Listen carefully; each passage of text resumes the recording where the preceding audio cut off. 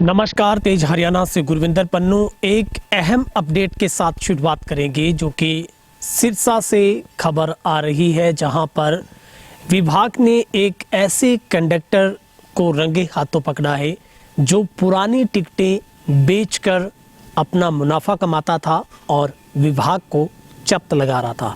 दरअसल जैसे ही रोडवेज विभाग को इस बात की भनक लगी, रेड की गई, तो पता चला कि उस कंडक्टर के जो बैग था उसमें से 13,000 रुपये से भी ज़्यादा की पुरानी टिकटें मिली हैं। यानी वो सवारियों से पुरानी टिकटें इकट्ठी करता था, फिर उन्हीं को दूसरे रोड पर जाकर, यानी कि जब उसका दूसरा टाइम चलता था, रूट चलता था, तब वो सवारियों को सफ़र उन्हीं पुरानी टिकटों से करवाता था। यानी रोडवेज को किसी तरीके का मुनाफा नहीं हो रहा था। पहले से ही हरियाणा रोडवेज पिछले कई सालों से घाटे में चल रही है। कोरोना काल में भी करीब करोड़ों रुपए का, यानी 2100 करोड़ रुपए का जो घाटा है वो रोडवेज को पहले से ही लग चुका है। अगर आप वर्ष 2012, 13, 14, 17 ये तमाम सालों की बात करेंगे, तब भी 300 से लेकर 400 करोड़ का घाटा हमेशा रोडवेज को लगता रहा है। सीधे तौर पर हरियाणा सरकार में और हरियाणा में खास तौर पर देखें तो रोडवेज एक ऐसा महकमा है जो हमेशा मुनाफे पर होते हुए भी घाटे का सौदा सरकार के लिए साबित होता है। वजह, सबसे बड़ी वजह ऐसे कंडक्टर और ऐसे कंडक्टरों की आगे तक बनी हुई सांठ गांठ ही है जो इस तरह के सिस्टम को प्रफुल्लित कर रही है। आप चौंक जाएंगे जब इस कंडक्टर की तलाशी ली गई तो उसके थैले में से 13,000 रुपये से भी ज़्यादा की पुरानी टिकटें और 12,000 रुपये से ज़्यादा की जो नकदी है वो बरामद हुई है। ये मामला सिरसा का है, जहां पर सिरसा के डबवाली सब डिपो में कार्यरत जो कंडक्टर हेमंत है वो डबवाली से सिरसा बस में ड्यूटी पर था और वो लगातार इस तरीके की जो सिस्टम को अपना रहा था।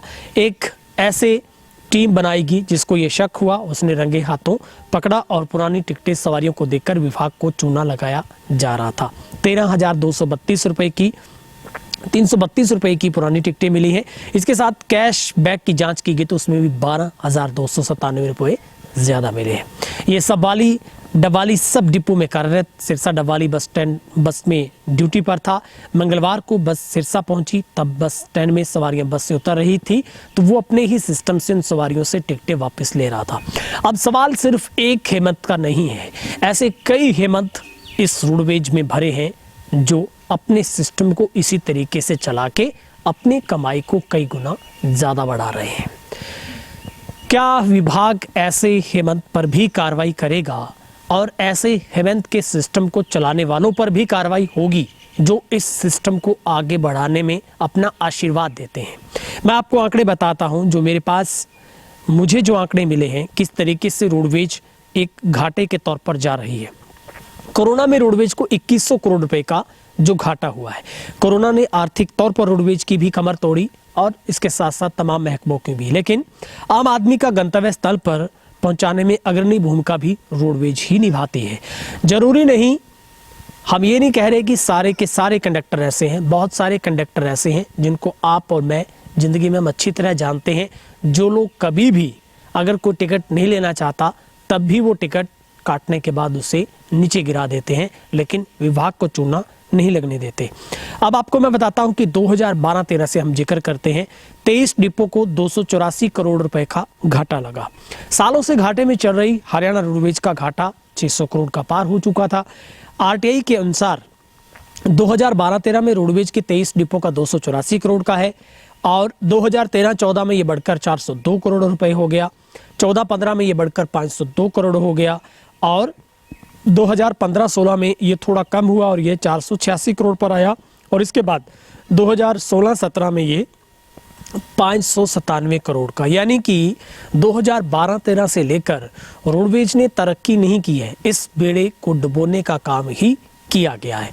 ऐसे में सवाल तो खड़े होते हैं, सवालों के बाद जवाबदेही भी इस विभाग की बनती है। विभाग में बैठे उन तमाम जीएम से लेकर नीचे तक के तमाम उन कर्मचारियों की बनती है जो लोग इस तरीके की फिल्टराइजेशन करते हैं, जो हमेशा चेकिंग करते हैं, क्योंकि 27 से ज़्यादा ऐसी कैटेगरी रोडवेज में बनती है जो लोग निःशुल्क तौर पर यात्रा कर सकते हैं, जिसमें पुलिसकर्मी हो चाहे कोई स्वतंत्रता सेनानी, कुल मिलाकर 27 के आसपास की कैटेगरी बनती है।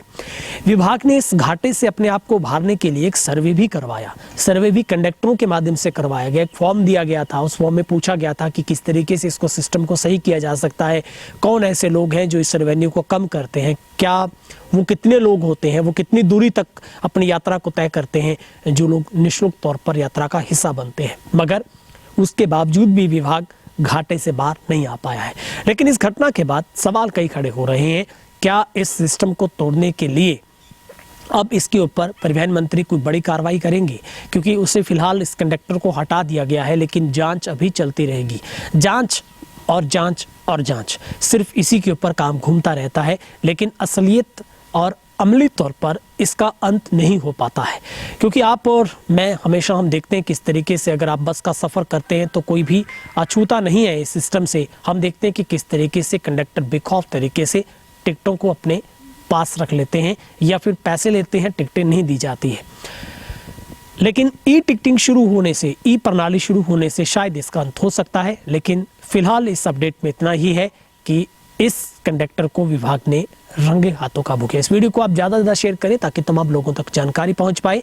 कमेंट सेक्शन में क्या आपके साथ भी कभी ऐसा हुआ है, आपको टिकट नहीं दी गई या फिर आपसे भी टिकट वापस ले ली गई है?